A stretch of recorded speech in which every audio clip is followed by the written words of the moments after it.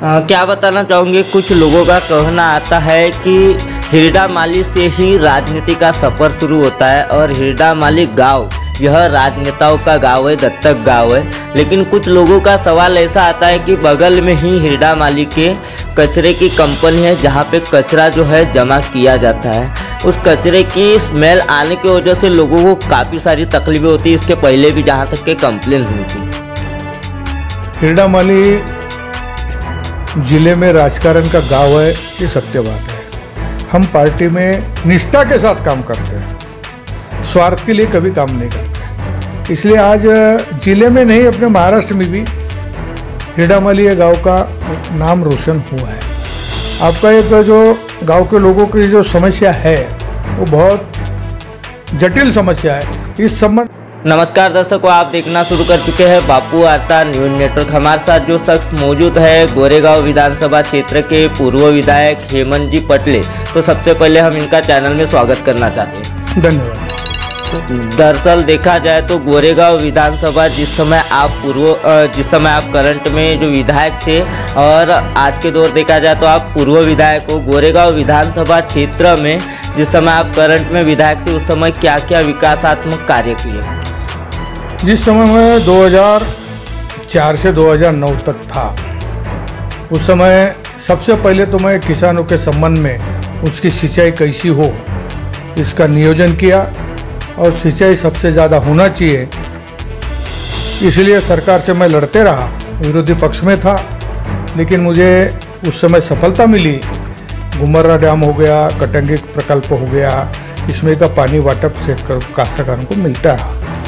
Road रास्ते के संबंध में मैंने हमेशा अच्छी रास्ता होना चाहिए, इसके संबंध में भी विधानसभा में क्वेश्चन उपस्थित किया। नियोजन में मैंने अच्छे तरीके से नियोजन करवाया। नियोजन के माध्यम से उस समय भी रोड रास्ते के संबंध में अच्छा काम मेरे रेजिम में हुआ है। शिक्षा पे मैं बहुत ज़्यादा जोर दिया। मैंने हर प्राइवेट स्कूल में भी अपने इस कार्यकाल में कंप्यूटर उनको आमदार निधि से देने का प्रयास किया। बहुत स्कूलों में कंप्यूटर भी दिया और मेरा हमेशा वो रहा कि बच्चे अच्छे शिक्षित हो और शिक्षा का दर्जा ये अच्छा रहे, इसलिए हमेशा प्रयास में रहते हैं। ये बताइएगा, जिस तरीके से जनता ने आपके ऊपर विश्वास किया, आपको उस समय कैसा लग रहा था? आपकी चुनाव लड़ने की तैयारी थी या नहीं थी? देखो, राजकारण में चुनाव लड़ने की तैयारी हमेशा रहती है, पर मैं भारतीय जनता पार्टी का एक घड़ा हुआ कार्यकर्ता हूँ। जब तक पक्ष का मुझे आदेश मिलता है वो काम मैं करते रहता हूँ। उस समय पक्ष ने बोला कि नहीं, अब तुमको संगठन के काम में जाना है, तो मैंने संगठन का काम स्वीकार किया और मजबूती के साथ में गोंदिया जिले में संगठन मजबूत करने का काम मैंने अपने कार्यकाल में किया। क्या बताना चाहोगे, अगर आज के दौर में देखा जाए तिरोड़ा गोरेगांव विधानसभा क्षेत्र की अगर आपको टिकट मिलती है यदि, तो आने वाले विधायक का चुनाव आप लड़ोगे? ये पार्टी जो भी आदेश दे, टिकट देगी तो चुनाव लड़ूंगा, नहीं देंगी तो पार्टी का काम करूंगा। और संगठन के दृष्टिकोण से तो मैं काम करते ही हूँ। मुझे ऐसा कि मैंने चुनाव लड़ना चाहिए, चुनाव लड़ने के लिए मैं ये बदल वो बदल, ये कभी मैं अपने जीवन में करने का प्रयास किया नहीं और ये मेरी मानसिकता रही नहीं। मैं पार्टी का आदेश सर्वोपरि है।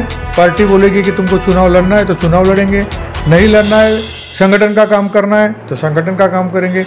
उसी प्रकार अभी मेरे को बोले गोंदिया विधानसभा का मुझे प्रभारी बना दिया कि उस विधानसभा में आप देखो थोड़ा संगठन हमारा कमज़ोर है, वो संगठन मजबूत होना चाहिए। उन्होंने मेरे को जवाबदारी दी है। मैं गोंदिया का विधानसभा का नेतृत्व भी कर रहा हूँ। मैं संगठन के दृष्टिकोण से वो पार्टी के आदेश के ऊपर है। तो क्या बताना चाहोगे, आज आप एक भाजपा के सक्रिय नेता हो और भारतीय जनता पार्टी से बिलोंग करते हो, तो अभी के दौर में देखा जाए तो तिरोड़ा गोरेगांव विधानसभा क्षेत्र बोलो चाहे गोंदिया विधानसभा क्षेत्र, यहाँ पर कितने विकासात्मक कार्य किए गए? अभी हमने गोरेगांव और गोंदिया विधानसभा नहीं, गोंदिया जिले के चारों विधानसभा क्षेत्र में सबसे पहले हमने रोड रास्ते के काम इतने ज़्यादा किए हैं कि अभी 2 साल में अपने को काम करने के लिए रोड नहीं मिलेंगे। शिक्षा के दृष्टिकोण से हमने जिला परिषद में इतनी अपनी शिक्षा मजबूत करने का प्रयास किया है और आज हमारा महाराष्ट्र में हमारा संकल्प भी है कि शिक्षा के दृष्टिकोण से महाराष्ट्र में हमारा जिला नंबर 1 होना चाहिए, उसके भी हमारा काम चालू है। दूसरा, विकास के संबंध में आज आपने देखे होंगे कि हमारे किसान के ऊपर ज़्यादा जोर है। विदर्भ में धान की खेती करने वाले किसान बहुत ज़्यादा है, धान की खेती होती है। अगर हमारे जिले में और भंडारे जिले में किसानों को पर्याप्त मात्रा में अगर पानी मिल गया तो धान की खेती जैसे दूसरी खेती नहीं हो सकती। इसलिए हम उसमें प्रयास है और हमारे प्रयास किए हैं तो हमको उसका फ़ायदा भी मिला है। हर जगह भी पानी का सोर्स हमने बढ़ाया है और मेरे ख्याल से अभी 37 से 38% अपन सिंचाई का काम यहाँ गोंदिया जिले में किया है। क्या बताना चाहूँगे, कुछ लोगों का कहना आता है कि हिरडामाली से ही राजनीति का सफ़र शुरू होता है और हिरडामाली गांव यह राजनेताओं का गांव है, दत्तक गांव है। लेकिन कुछ लोगों का सवाल ऐसा आता है कि बगल में ही हिरडामाली के कचरे की कंपनी है जहां पे कचरा जो है जमा किया जाता है। उस कचरे की स्मेल आने की वजह से लोगों को काफ़ी सारी तकलीफें होती है। इसके पहले भी जहां तक के कंप्लेन हुई थी। हिरडामाली जिले में राजकारण का गांव है, ये सत्य बात है। हम पार्टी में निष्ठा के साथ काम करते हैं, स्वार्थ के लिए कभी काम नहीं करते। इसलिए आज जिले में नहीं, अपने महाराष्ट्र में भी हिरडामाली गांव का नाम रोशन हुआ है। आपका एक जो गांव के लोगों की जो समस्या है वो बहुत जटिल समस्या है।